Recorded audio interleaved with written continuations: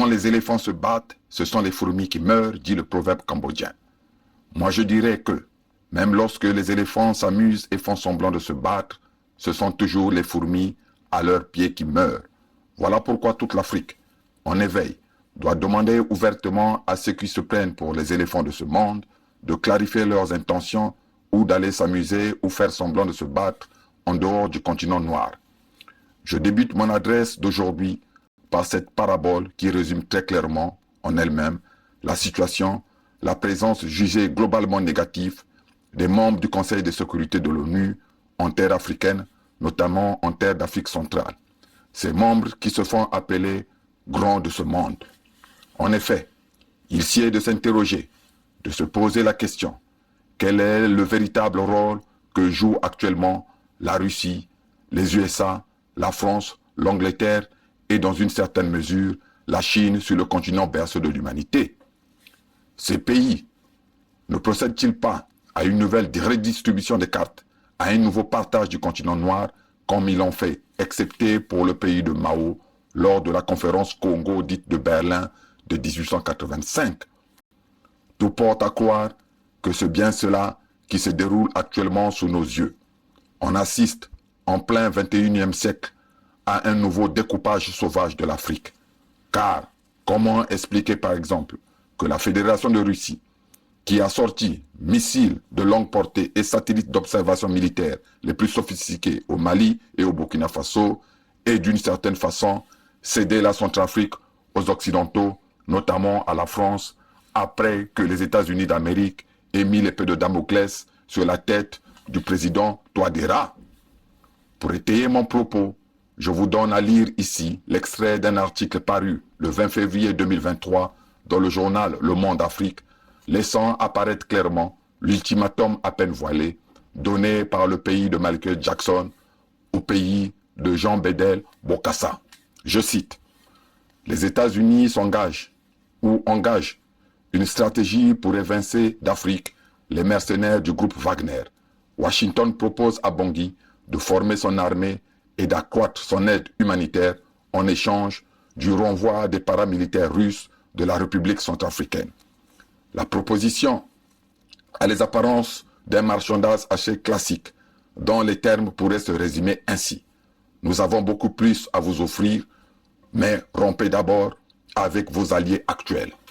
Le président centrafricain, Faustin Archange Touadéra, s'est vu remettre mi-décembre 2022 par l'administration américaine un mémorandum lui exposant les bénéfices qu'il aurait à se séparer des paramilitaires du groupe Wagner et les conséquences qu'il encourait à maintenir son alliance avec eux. Transmise en marge du sommet États-Unis-Afrique qui s'est tenu à Washington du 13 au 15 décembre. Cette offre aurait été préparée par le National Security Council, institution rattachée à la présidence américaine et destinée aux questions politiques étrangères et de sécurité nationale. Les États-Unis donnent un délai de 12 mois au chef d'État centrafricain pour prendre ses distances avec les mercenaires venus de Russie qui, après la signature d'un accord officiel entre les deux pays, ont commencé à se déployer début 2018. Fin de citation. C'est ainsi qu'on a vu, quelques mois seulement après cet ultimatum à peine voilé, donné par les Américains, le président Touadéra en provenance de New York débarquer sur le tarmac de l'aéroport de Bangui dans un avion griffé Air France. Le bloc occidental, par l'intermédiaire de la France, est donc de retour en Centrafrique. Voilà le message que l'Amérique a voulu transmettre à l'homme noir. Par ailleurs, le savez-vous, quand l'ayatollah Khomeini, rentrant de son exil en France, a atterri à l'aéroport de Téhéran le 1er février 1979, si j'ai bonne mémoire, dans un avion estampillé Air France, c'était entre autres pour donner ou ouvrir des parts de marché économiques et militaires à la France qui voulait voir la Russie en terre d'Iran reculer. Comment ne pas penser que si l'Occident a gagné ce faux bras de fer en Centrafrique, c'est parce que la Russie l'a voulu. A contrario, comment ne pas penser que si la Russie a gagné la partie de Moana Foot au Mali et ailleurs en Afrique de l'Ouest, c'est parce que l'Amérique derrière laquelle se rangent la France et l'Union européenne, l'a également voulu. Sinon, pourquoi, après 24 millions de personnes innocentes assassinées, sur les terres d'Afrique centrale, notamment sur les terres des deux rives du fleuve Congo, celui qu'on surnomme le grand frère du quartier, c'est-à-dire Vladimir Poutine, n'a pas donné l'ordre d'installer, comme à Cuba en 1962, les missiles nucléaires dans le Congo central afin de contrer les Américains et d'enlever à Kagame, leur pion, le doigt sur la gâchette.